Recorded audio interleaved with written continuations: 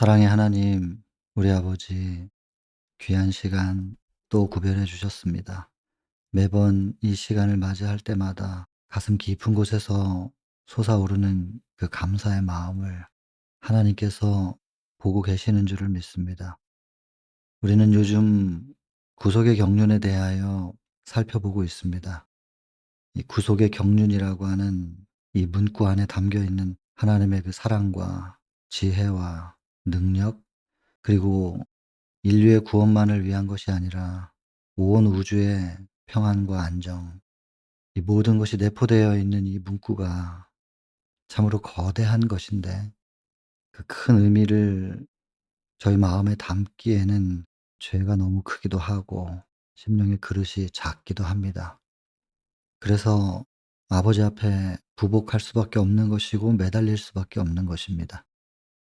하늘의 지혜를 충만히 부어 주셔서 밝히 깨달아 알게 하시고, 머리로 이해하는 것뿐만 아니라 가슴으로 응하고 끝내는 우리의 삶으로 따를 수 있는 참된 믿음으로 말미암아 의가 이루어지는 그 경험을 할 수 있기를 바라는 것입니다.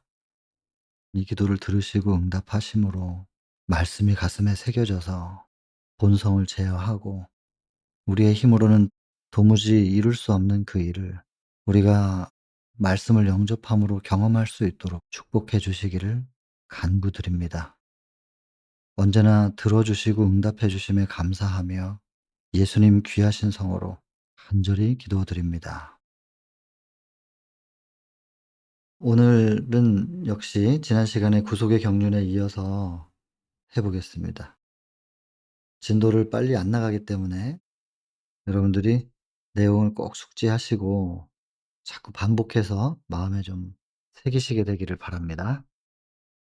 지난 시간까지는 인류의 범죄 이후 하늘의 통곡, 그리고 하늘의 음악 소리가 그쳐지고, 그러나 예수님께서 "이걸로 끝이 아니다."라고 선포하시면서 구속의 경륜이 원래 계획돼 있었다는 것을 천사들에게 발표도 하시고, 당신께서 인간이 되셔서 무엇을 겪으셔야 될지 그 과정들을 통하여 다시 회복시키시겠다는 이야기를 시작하셨습니다. 그리고 특별히 지난 시간에 이 구속의 경륜의 전체적인 맥락을 이해해야 한다는 강조를 드렸었습니다.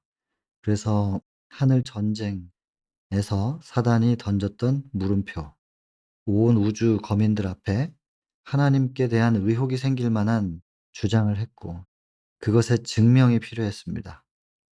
근데 실은 주장을 하고 그것이 하늘에서 동조자들을 얻지 못했기 때문에 사단과 그의 사자들 3분의 1이 쫓겨나게 됐고, 그리고 온 우주에 많은 하나님의 아들들이 있고 행성들이 있었는데 거기서 다 거절을 당하면 거기서 끝날 수 있었던 겁니다. 근데 사단이 머물 수 있는 곳이 생긴 거죠, 지구. 그리고 사단은 머물 수 있는 그곳에서부터 자기가 주장했던 것들을 계속 주장할 수 있는 기회가 생긴 거죠.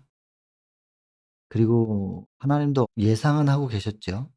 지구는, 아담과 하와는 하늘 전쟁을 못 봤어요.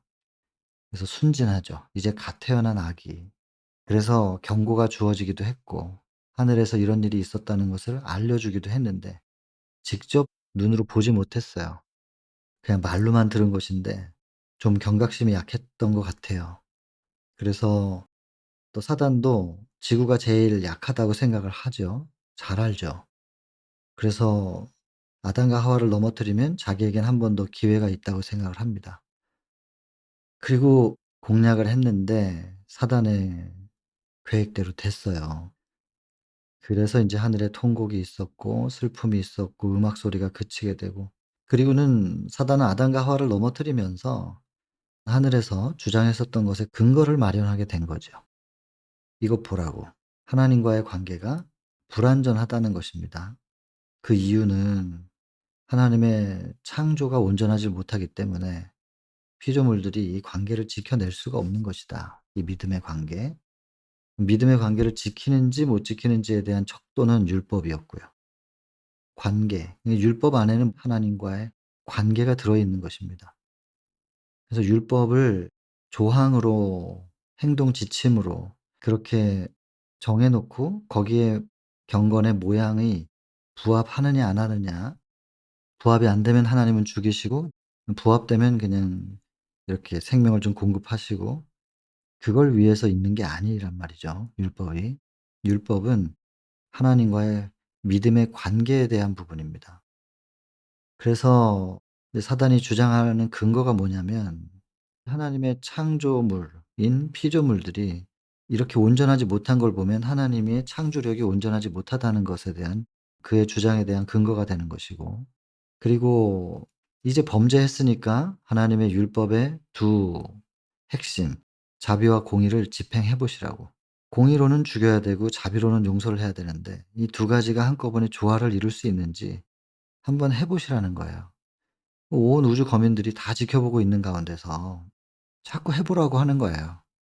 그럼 하나님은 그걸 증명을 하셔야 되잖아요. 사단은 불가능하다고 생각한 거예요, 진짜로. 그의 타락한 정신으로는, 하나님의 사랑을 온전히 이해하지 못했던 사단의 정신으로는 상상도 하지 못했던 거예요, 그 십자가를. 대신 죽으면서 공의는 만족시키고 그리고 나서는 그분의 자비로는 용서를 하는, 이거를 상상도 못했던 거예요. 사실 우주 거민들도 몰랐을 것 같아요, 이 부분은. 그리고 '사단의 말이 맞을 수도 있겠다.' 이렇게 생각할 수 있었겠죠. 근데 하나님은 이걸 어떻게 증명하실까? 적어도 사단의 말이 맞지 않다면 하나님은 이걸 어떻게 해결하실까? 뭐 이런 궁금증은 가졌을 거예요. 이런 궁금증이 있는 상태에서 계속 우주의 안정과 질서가 유지되기는 어렵습니다. 명확하게 마침표가 딱 찍혀져야 되거든요. 그 주장 앞에 하나님께서 구속의 경륜을 딱 펼치시는 거예요.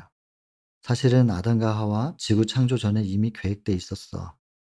분명히 지구가 창조되면 사단은 지구를 공격할 거야. 근데 이 순진한 이 아이들이 만약에 우리의 경고에 주의하지 못하고 이걸 받아들이면 '이렇게라도 해서 회복시키겠다.'라고 하는 것에 대한 계획이 원래 창조 전부터 있었고 이걸 감수하고 창조한 거야. 왜 그렇게까지도 감수하면서 창조를 해야만 하는가? 그게 하나님의 존재예요. 그 이유를 묻는다면 그냥 그게 그분의 존재라고 말해야 돼요. 그분은 사랑이기 때문에. 사랑은 사랑의 대상을 자꾸자꾸 창조하는 거예요. 그게 사랑이신 창조주 하나님이신 거예요. 그거는 그분의 존재 자체이기 때문에 더 이상의 대답이 있을 수가 없어요. 왜 그런 걸 감수하면서까지도 창조를 하십니까? 아이를 낳고 키우고 하는데 힘들 걸 알면서도 '왜 아이를 낳는가?' 그러면 '글쎄 왜 낳지?' 인제 이런단 말이에요. 없어도 되는데 아이를. 굳이 아이를 낳아 가지고 내가 늙었을 때 봉양받으려고 그런 생각을 하면서 아이를 낳나? 모르겠어요. 옛날에는 또 자녀들이 또 노동력이기도 했으니까. 그러나 글쎄요. 그거는 타락한 인간의 본성에서 나오는 왜곡된 해석일 수도 있겠다는 생각이 들고요. 부모가 자식을 향한 마음은 그 근거를 찾는다면 하나님께 찾아야 돼요. 자식을 왜 낳는가? 무자식이 상팔자라고 그런 말도 있는데. 근데도 또 낳거든요. 옆집 사람이 "무자식이 상팔자야." 하는 얘기를 들으면서도 또 낳아요. 요즘에 한국은 인제 안 낳죠, 아이를. 이게 마음속에 성령이 조금씩 조금씩 떠나고 있다는 증거이기도 하다고 생각합니다. 최대한 이해를 해 본다면 그 아이를 낳음으로 인해서 '내가 손해 볼 거 생각해 가지고 이기적인 마음만으로 아이를 낳지 않는 것이다.' 이렇게만 단정 지으면 참 너무 슬프잖아요. 아마 자신이 없어서 그럴 거예요. 그리고 자기가 살아 보니까 이 세상이 썩 그렇게 행복하지가 않은 거죠. 그래서 아이를 낳아서 그 아이가 살아가면서 겪어야 될 그 삶의 거칠은 길을 걸으면서 받는 상처들, 그다음에 삶의 무게들, 이런 것들 '굳이 겪어야 되나?' 뭐 이런 생각으로 아이를 안 낳는 거 아닌가. 뭐 이해하자면 그런 마음도 분명히 있긴 있을 겁니다. 그러나 어쨌든 간에 아이를 낳지 않는 이런 세태들은 성령을 자꾸 밀어내고 있는 인성의 하나의 증거가 되지 않을까 그런 생각을 해 봅니다. 참 한국 사람들이 정서가 참 성경적인 사람들인데요. 한국 사람들은 반만년 역사라고 하는데 침공한 외국을 침공한 역사가 없어요. 다만 주변에서 침공을 해올 때 절대 꺾이지 않는 그 민족성을 지켜냈던, 마치 유대인들의 그 특성과도 같은데 AD 70 년에 사라졌던 이스라엘의 그 혈통을 유지해 가지고 거의 2000년 만에 1948 년이죠. 다시 국가를 회복하고 이스라엘이라는 나라를 회복했다. 이거는 이 유대인이 역사 속에서 존중받고 인정할 수밖에 없는 부분이죠. 어떻게 그 오랜 시간 동안 민족성을 유지할 수 있었을까? 그건 인제 그들의 신앙이었을 텐데. 인제 한민족도 마찬가지입니다. 뭐 그렇게 오랜 역사를 지켜보지는 않았지만 그렇게 수많은 공격을 받으면서도 굽히지 않는 굉장히 강했던, 민족성을 지켜냈던 이 조그만 나라가 그렇단 말이에요. 이것이 이제 성경하고 참 맞는 정신이라고 생각이 돼요. 공격성은 없으면서도 굉장히 강합니다. 그래서 이 한국인들을 통하여 인구 대비 전 세계에서 선교사를 가장 많이 파송하는 나라가 한국이라는데, 하나님께서 하시는 일이 분명히 있겠죠, 이 한민족을 통하여. 그러면 하나님께서 좀 비중 있게 생각하시는 곳에는 사단이 항상 더 많이 역사하죠. 시대소망 2 장에 선택된 백성, '어떻게 참 이럴 수 있느냐.' 이런 생각을 많이 하면서 그 역사를 읽었는데, 그게 이스라엘 백성들이 워낙에 못된 근성을 가지고 있어 가지고 상대적으로, 그래서 그렇게 하나님을 거역하고 또 배도하고 그랬다고 보기는 어렵고요. 하나님께서 선택한 백성, 비중 있게 생각하는 그 백성에게, 또 메시아의 태를 가지고 있는 그 백성에게 사단이 그만큼 많이 공격한 겁니다. 그래서 이스라엘이 그렇게 못돼서가 아니라 사단이 그만큼 많이 공격한 거죠. 그래서 지금 흔들림의 역사가 있어요. 한민족도 마찬가지일 거예요. 하나님께서 비중 있게 생각하시고 이렇게 인구가 적은데도 비율로 볼 때 선교사를 전 세계에서 가장 많이 파송하는 기독교의 국가라고 해도 과언은 아닌 이런 나라에 가정 깨는 거예요.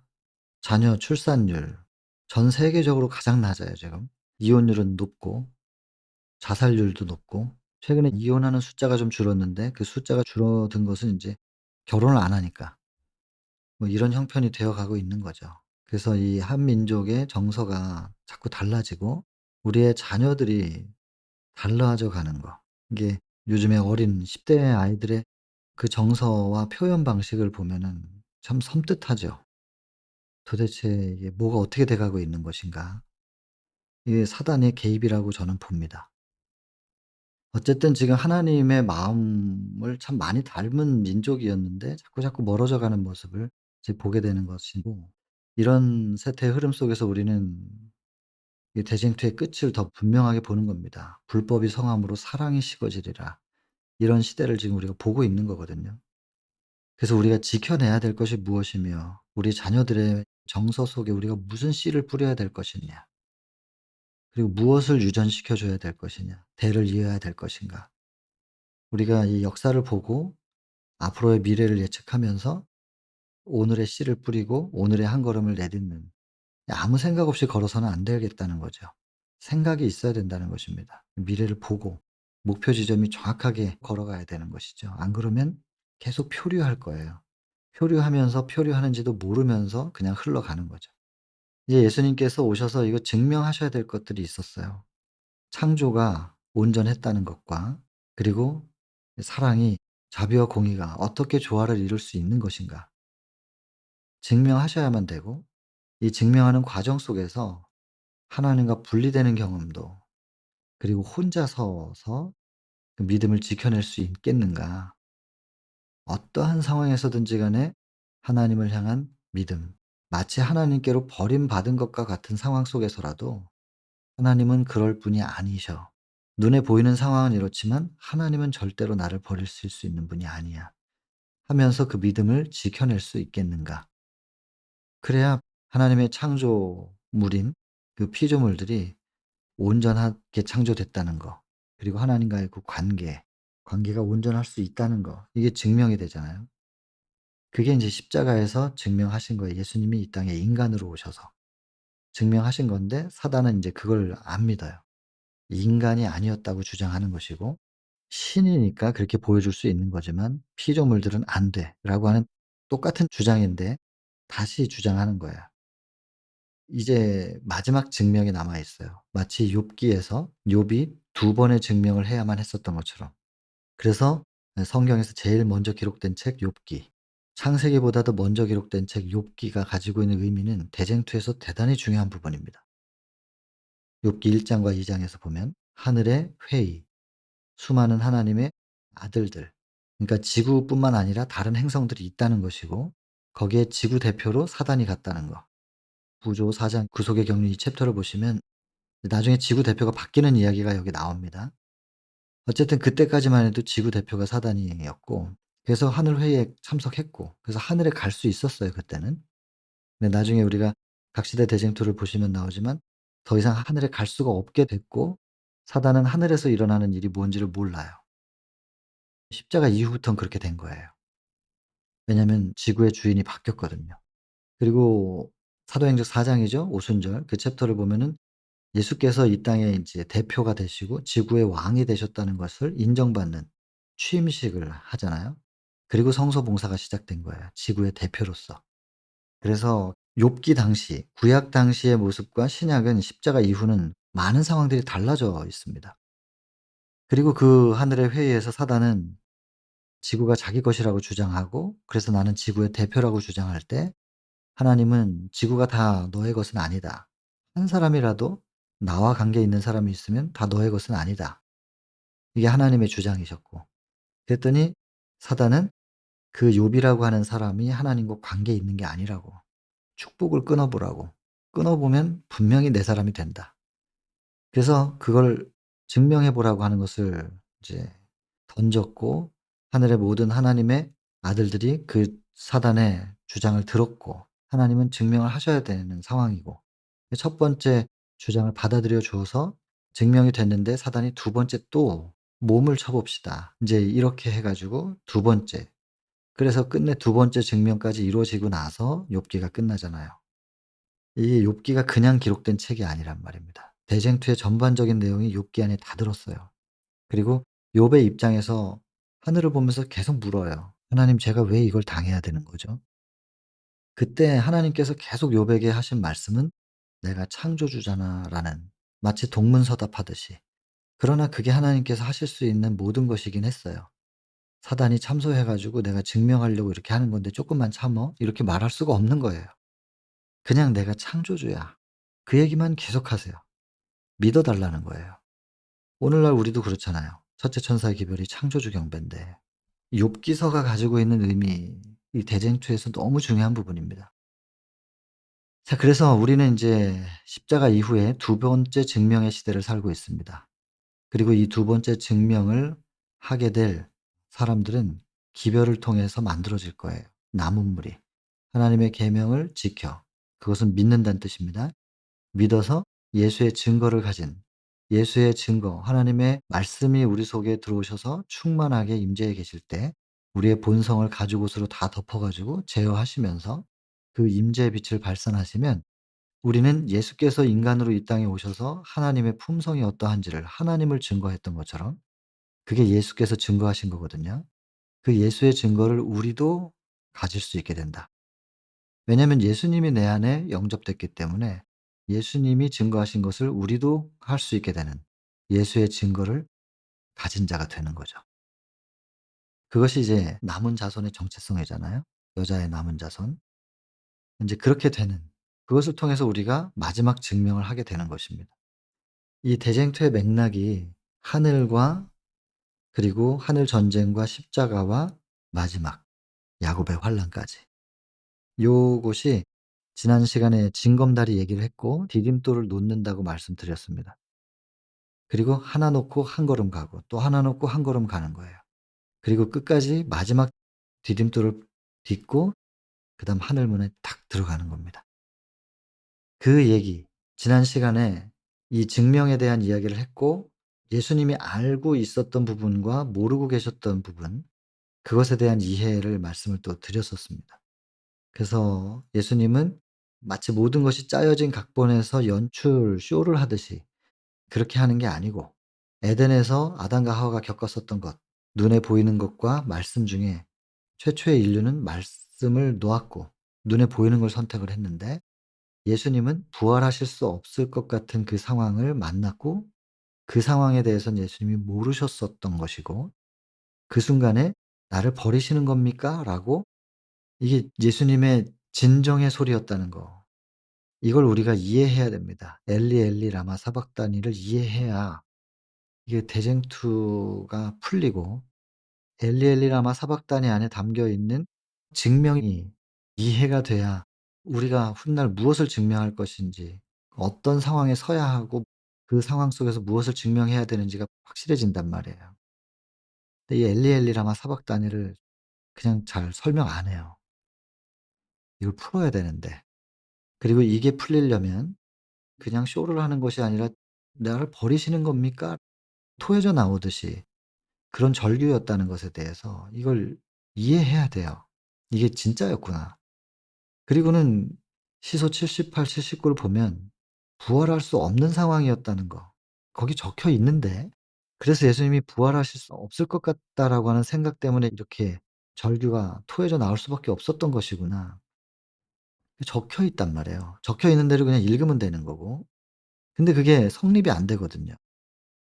예수님이 신인데 분명히 부활한다는 말씀을 하나님께로부터 받았고 그리고 모든 걸 다 알고 있는 상황에서 십자가에 못 박히신 건데 아니 이게 "부활할 수 없을 것 같다."는 이 표현이 도대체 뭐냐.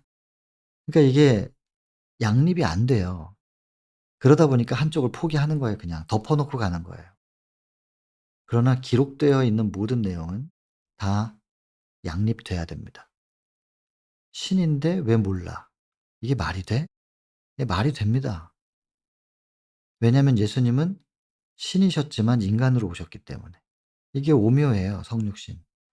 그래서 하나님이 알려주시는 것만큼만 알았고 하나님께서 보여주시는 것만큼만 당신의 미래를 보셨고 이것도 제가 지어내서 하는 얘기가 아니고 시소 46 장에 적혀 있으니까 변화산 그 챕터에 적혀 있으니까 확인해 보시면 되는 거고 그분이 능력을 행사하신 것도 믿음으로 구해서 받아 가지고 행사를 하신 것이지 예수께서 이 땅에서 보여주신 모든 신성은 하나님으로부터 받아서 한 것이지 당신을 위하여 사용하신 게 아니라는 거.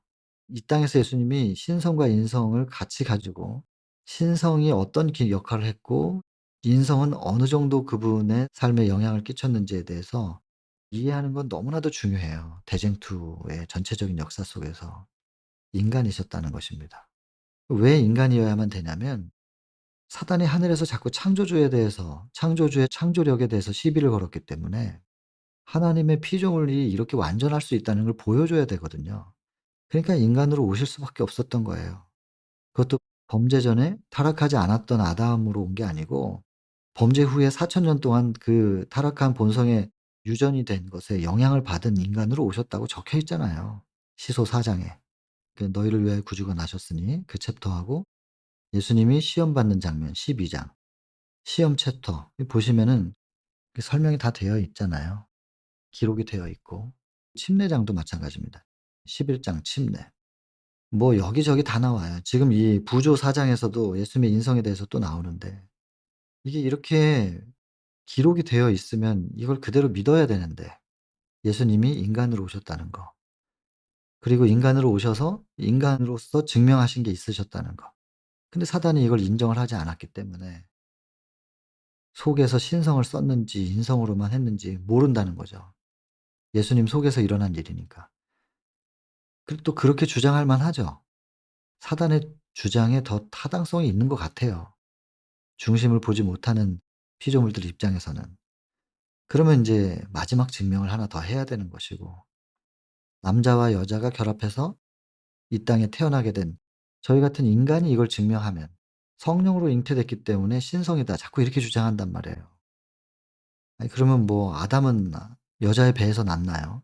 아담도 흙으로 빚어 만들어 놓고 그 코에 생기를 넣었는데 그 성령으로 생명이 된 거잖아요.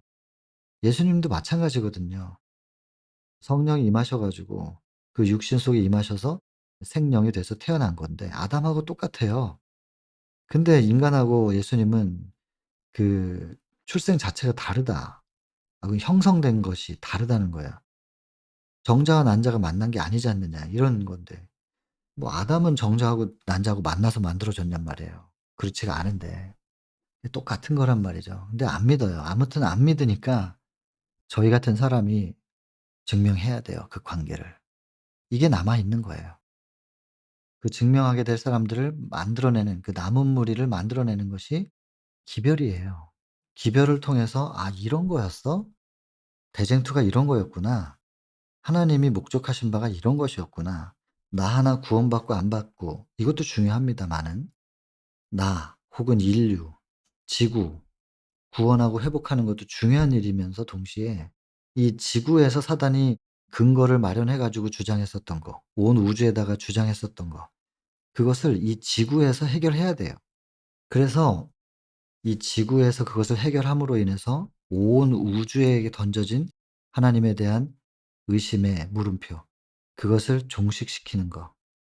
그래서 한 사람의 구원도 중요하긴 하지만 그것만을 위해서 구속의 경륜이 펼쳐진 게 아니고 이 지구라고 하는 무대에서 결판을 지으면서 온 우주에 다시는 죄가 솟아오르지 못하는 그런 상태로 안정적인 그 상태를 만드시기 위해서 증명해야 될 게 있다는 거.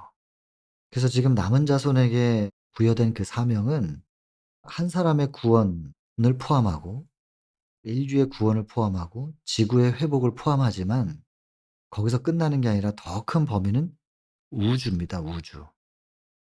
그래서 이 우주적인 관점을 갖게 하고 눈을 뜨게 하고 사고의 영역을 굉장히 넓혀 주고 이 그릇을 넓혀 주는 거예요. 그래야 우주를 담을 거 아니겠어요. 내 안에 뭐 있어요? 각자의 심령을 들여다보세요. 내 가정이 있나요? 혹은 내 나라가 있나요? 나의 교회. 하나님은 더 큰 것을 마음속에 품게 되기를 원하셔요. 점점 그릇을 키워야 돼요. 그리고 끝내는 우주를 담을 수 있는 우리가 그런 하나님의 마지막 자손이 되기를 바라시는 거죠.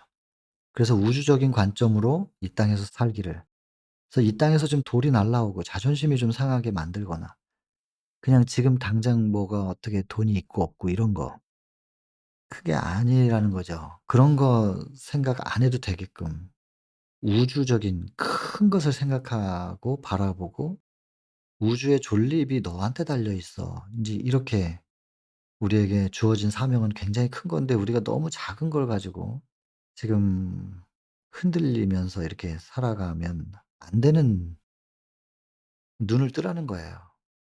우리 원래 신분이 뭔데 이 왕족이고 그리고 우주의 존립이 우리한테 달려 있는 건데 그래서 오늘 우리의 하루하루의 삶과 또 마지막 시대에 우리가 증명해야 될 우리의 사명 안에 우주의 영원한 평화가 이루어지느냐 아니면 이대로 계속 불완전한 상태로 우주가 유지되느냐 그리고 사단은 영원히 살아갈 수 있게 되느냐 이것이 이 남은 자손한테 달려 있단 말이에요. 그러니까 시시한 거 가지고 자꾸 흔들리면 안 되는 건데 우리는. 자꾸 사단이 우리 눈앞에 시시한 거를 흔들어 대면서 거기에 현혹되게 만드는데 또 거기 끌려간단 말이죠. 이게 안타까운 일이죠. 지금 말씀을 함께 나누고 있는 저조차도 하나님을 얼마나 많이 실망시키고 그래서 하나님을 실망시키고 있는 제 자신에 대한 발견이 계속 이루어질 때마다 참 하나님 앞에 부끄럽고 염치가 없는 것입니다. 하여간 여러분 그 남은 자손을 구별되게 만드는 거 정체에 대해서 눈을 뜨고 '아 내가 왕자였구나.' 이런 걸 눈뜨게 해 주고 그다음에 사명에 대해서 눈을 뜨게 해 주는 그 사명감으로 살아갈 수 있게 해 주는 우리를 깨워 주는 거 말입니다. 그것이 곧 말씀입니다.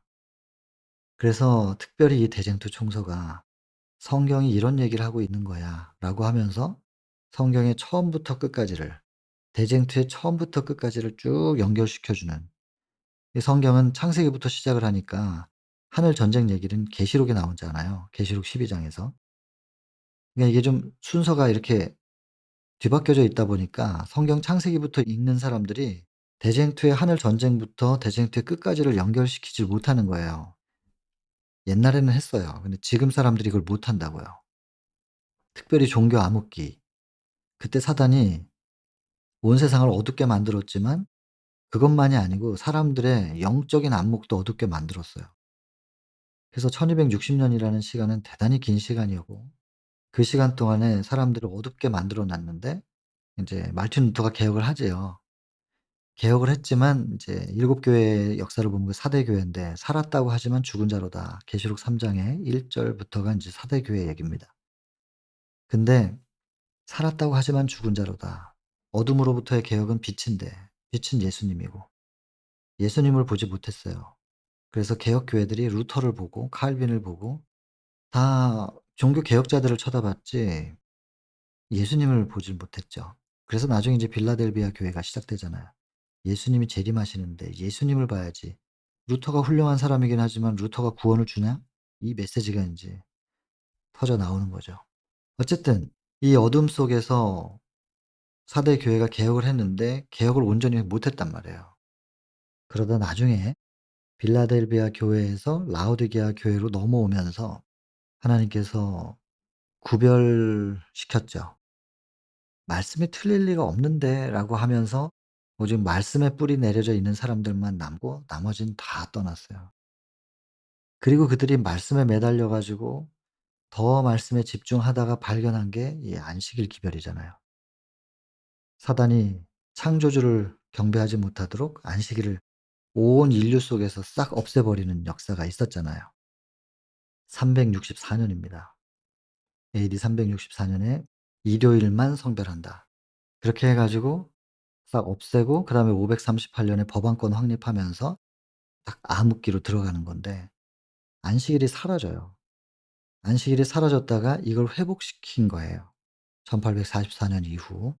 그래서 창조주 경배가 시작되고 새 천사의 기별이 외쳐지게 되고 이미 성경에는 기록돼 있었던 건데 계시록 14 장에 기록되어 있었던 것이 '이런 의미였구나.'라고 하면서 다시 외쳐지기 시작하고 그리고 성소 봉사의 의미, 성소와 지성소 사역에 대한 거 그리고 성소 정결 사업 그리고 하나님의 임재의 자리인 성소가 정결하게 되면서 하나님을 다시 모셔 드리고 성소에 모셔 드린 하나님과 다시 관계를 회복하고 하나 되는 이런 메시지들을 갖게 된 거예요. 그 기별을 가지고 교회가 하나 만들어지잖아요.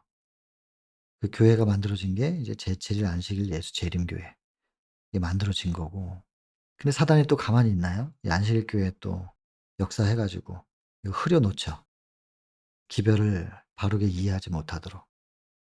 여러분 기록된 말씀은 남아 있습니다.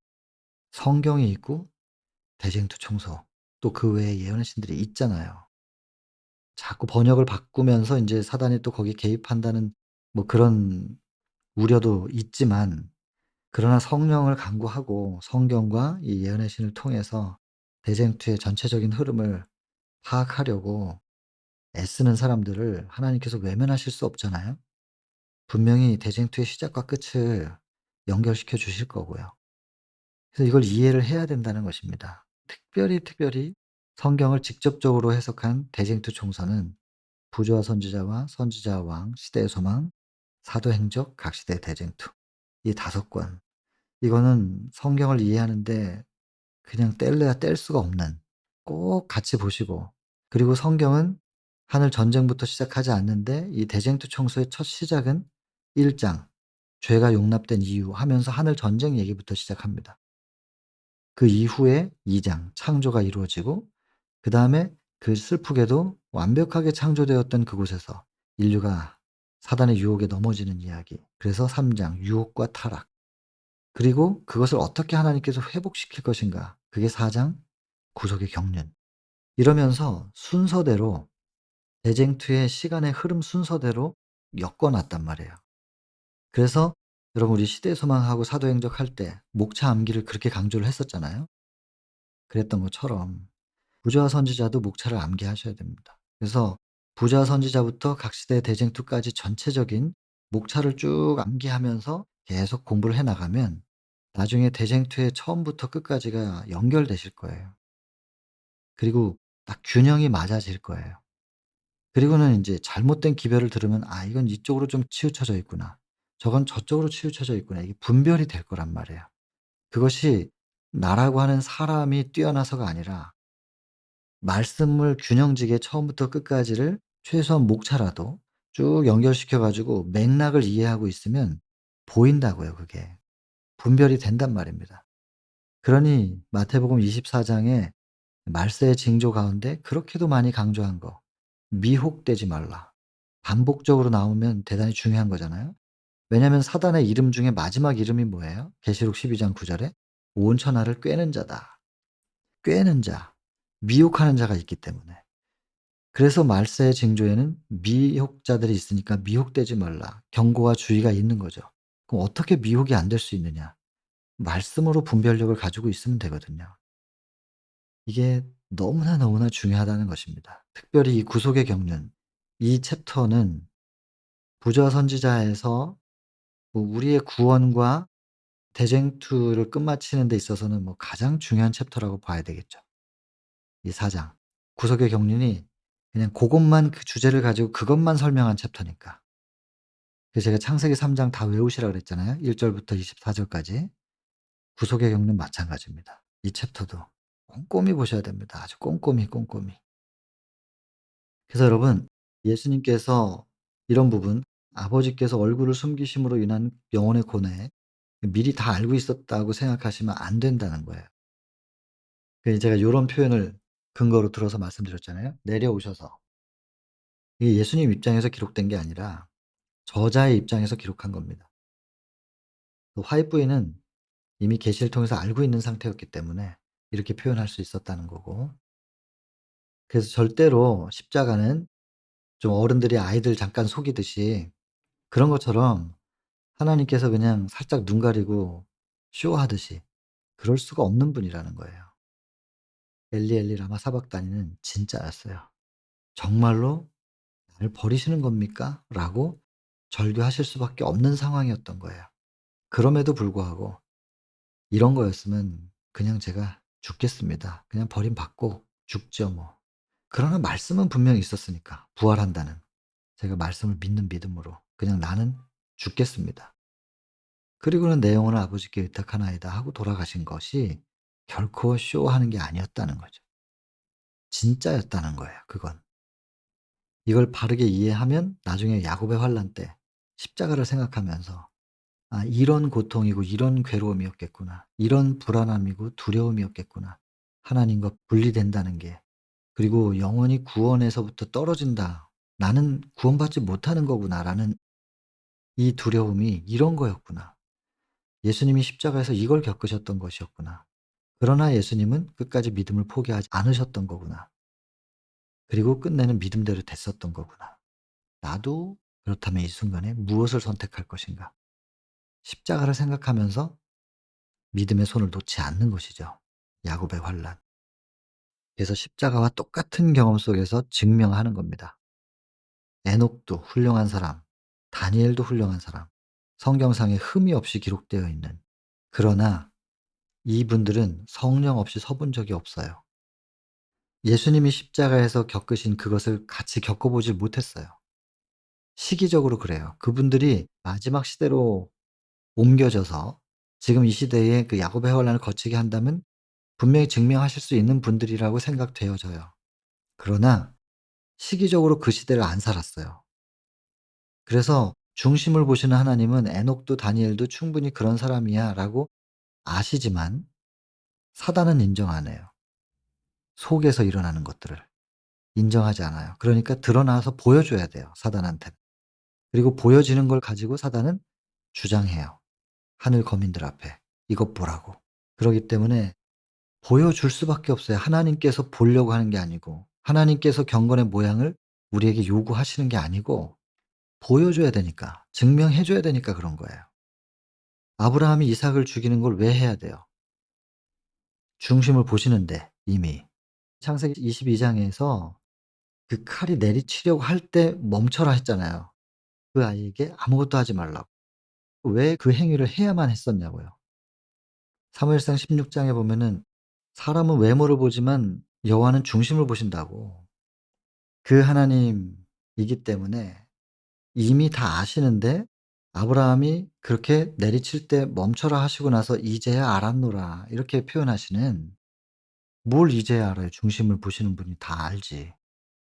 이삭을 향해서 칼을 내리치기 전에 이미 다 아는데 아시면서도 "이제야 알았노라." 그거는 알았다가 아니고 영문에서 보면 prove예요. 증명하게 되었다. 이제는 너를 증명하게 되었다.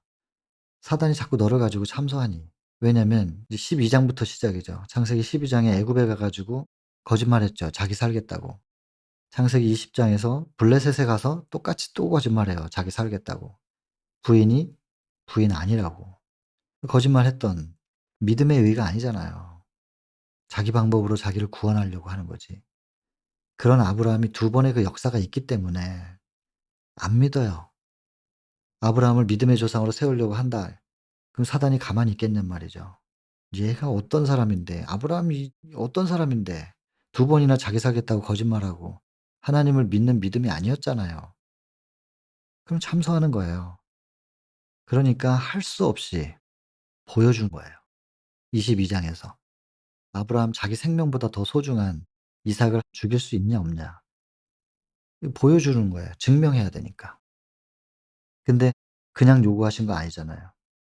20 장까지 좀 허접했었던 아브라함이 22 장에서 어떻게 그 믿음을 그렇게 표현할 수 있었냐면 21 장에서 100 세인 아브라함이 아들을 낳는단 말이에요. 사라가 마찬가지죠. 90 세. 어떻게 아이를 낳냐고요. 아이를 낳을 수 없는 상태에서 이제 아이가 출생한 것은 그것은 창조주만이 하실 수 있는 일이다. 첫째 천사 기별을 아브라함이 경험한 거예요. 그러니까 첫째 천사를 경험하면 바벨론에서 나오는 경험을 할 수 있어요. 자아로부터 벗어날 수 있는 거예요. 그래서 이삭을 향해서 칼을 내리칠 수 있었어요. 왜냐하면 부활시켜 줄 걸 믿었거든요. 그러니까 "이제 알았다." 하면서 "너는 이제 믿음의 조상으로 합당해. 온 우주 앞에 증명됐어." 그러면서 인을 쳐 주는 거예요. 그 세 천사의 기별은 그 정립된 것은 말세를 위해서 정립이 된 거예요. 철째, 둘째, 셋째. 그러나 이것이 믿음의 의구 구원의 도라고 화이트 부인이 말씀하셨기 때문에 그 화이트 부인의 글을 적용시켜 본다면 믿음의 의와 구원의 도, 이것이 신약에만 적용되는 건 아니거든요.